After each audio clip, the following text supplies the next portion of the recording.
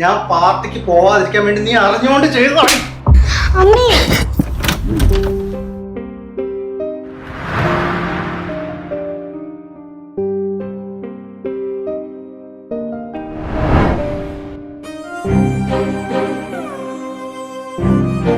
ഒന്നുകൂടെ ഒന്ന് റീതിങ്ക് ചെയ്തൂടെ? ഞാൻ കഴിഞ്ഞ ദിവസം വിനോദിനെ കണ്ടായിരുന്നു. അവന് നിന്നെയും കുട്ടീനെ നല്ലോണം മിസ് ചെയ്യുന്നുണ്ട്.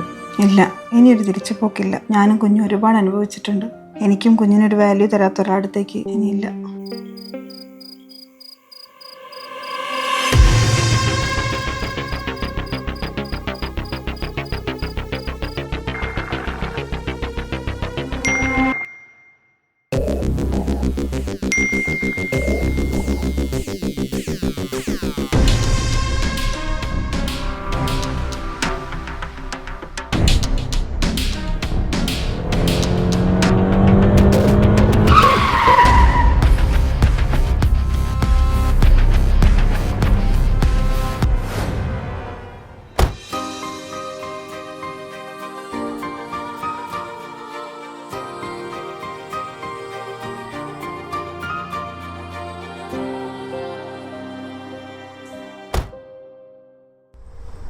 അച്ഛാ, ഞാൻ പേടിച്ചു. മോൾ എന്തിനാ പേടിക്കുന്നേ? അച്ഛനില്ലേ, എന്താവശ്യം ഉണ്ടെങ്കിലും അച്ഛനെ വിളിച്ചു, അച്ഛൻ ഓടി വരില്ലേ?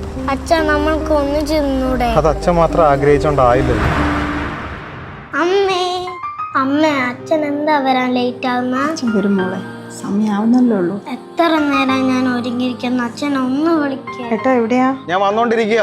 എന്ത് പറ്റി? അല്ല, ഇന്ന് മോളുടെ ബർത്ത്ഡേ അല്ലേ? അവള് കുറെ നേരമായി കാത്തിരിക്കുന്നു. നിനക്കൊരു വാക്ക് പറഞ്ഞൂടെ? അവക്ക് ഞാനൊരു ഗിഫ്റ്റ് പോലും വാങ്ങിയിട്ടില്ല. ഞാൻ ജസ്റ്റ് ഇപ്പൊ വീട്ടിൽ വന്നൊന്ന് കേറിയതേ ഉള്ളൂ. എനിക്കൊന്ന് ഫ്രഷ് അപ്പ് ആവണം. അത് കഴിഞ്ഞ് ഒരു ഹാഫ് ആൻ അവർ അതിനുള്ളിൽ തന്നെ ഞാൻ ഇറങ്ങും. ഞാൻ എത്തിയേക്കാം. ശരി. ഹായ് മോളു, ഹാപ്പി ബർത്ത്ഡേ.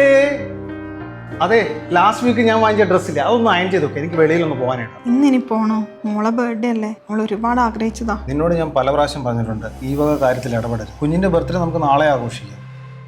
അനു, ഓ, ഞാൻ ഇവിടെ വെച്ചിരുന്ന കുപ്പി എന്ത്? ഞാൻ കണ്ടില്ല ഏട്ടാ, അവിടെ തന്നെ കാണും. ഒന്നുകൂടെ നോക്കിയേ. ഈ വീട്ടിൽ ഒരു സാധനം വെച്ചാ കാണത്തില്ല. ഞാൻ പറഞ്ഞിട്ടുണ്ട് എന്റെ സാധനങ്ങൾ തുടരും. ഞാൻ കണ്ടില്ല, ഞാൻ എടുത്തിട്ടില്ല അത്.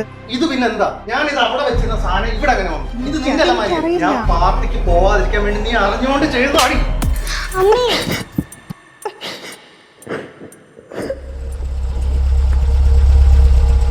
വീടെത്തി, മോൾ ഇറങ്ങിക്കോ.